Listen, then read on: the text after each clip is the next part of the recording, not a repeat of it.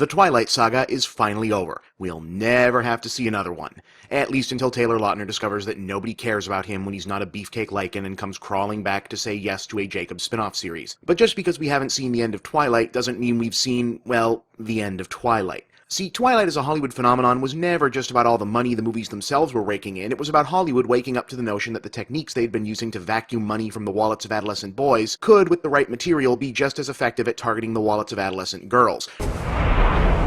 Every obstacle you faced, I think you couldn't overcome it. And you just did. Roughly translated, that means that the hunt for the next Twilight is already on, mostly because they started looking for the next Twilight while the first Twilight was still in theaters. Thus far, it hasn't really turned up much. Remember I Am Number 4, the hunky high school alien dude movie? Yeah, nobody else does either. Wasn't even that bad, really, just didn't take. It happens. But now that the series is well and truly done, the search for a successor has kicked into high gear. The most obvious contender for the crown, at least from the industry perspective, is The Host. Yet another genre romance from Twilight author Stephanie Meyer, this time trading the supernatural for science fiction. The basic premise, it's Invasion of the Body Snatchers Part 2. Humanity has mostly been taken over and replaced by alien parasites. The surviving humans are fighting back. Our heroine is one of said parasites whose humanoid host is still partially in control of their shared psyche, leading to an existential crisis. This is the future, and humanity is all but extinct.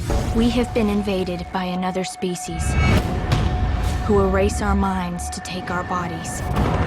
But there are a few of us left who still fight back.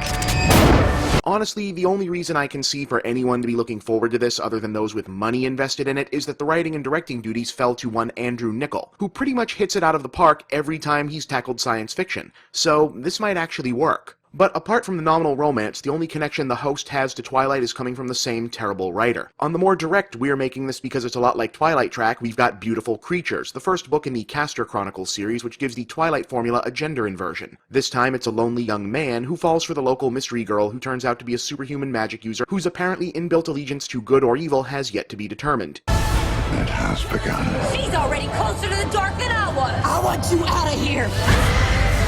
It's been a little while since we had a good Southern Gothic witchcraft movie, so that could be decent. And hey, since supernatural romantic melodrama made so much bank, who's to say supernatural romantic comedy can't do the same? Well, the box office so far, given that the Alicia Silverstone, Kristen Ritter star vehicle Vamps barely opened before getting dumped onto DVD.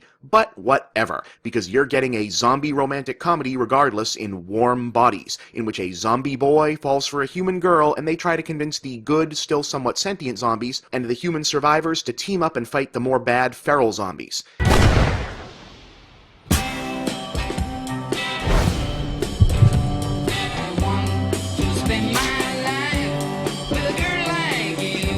You know what? I don't think this looks that bad. If nothing else, it's got John Malkovich and Rob Corddry. But for some reason, the buzz seems to be that the one of these with the biggest likelihood of actually becoming a Twilight-level phenomenon is the Mortal Instruments series, which is basically teenaged female Harry Potter in New York with Demonology 101 standing in for wizardry and a cast that gets into the sexually active love triangle thing right off the bat. It looks okay. Your mother is a shadow hunter, like you. I've been hunting demons across the world in their varying different forms. Shadowhunters. Half angel, half human. Beings of immense power. What's kind of interesting about this one, which I didn't realize until after I looked it up when the first trailer hit, is that there's a big twist to the ending, which I won't spoil, look it up if you want, that I guess becomes the big relationship conflict thing of the series, and I have no idea how they plan to put that on screen without causing a massive outrage in a more mainstream audience. Like, wow, this is what the series is actually about? Well, okay, should be something then. Anyway, point is, we might be through with this crap, but this crap ain't through with us. I'm Bob, and that's the big picture.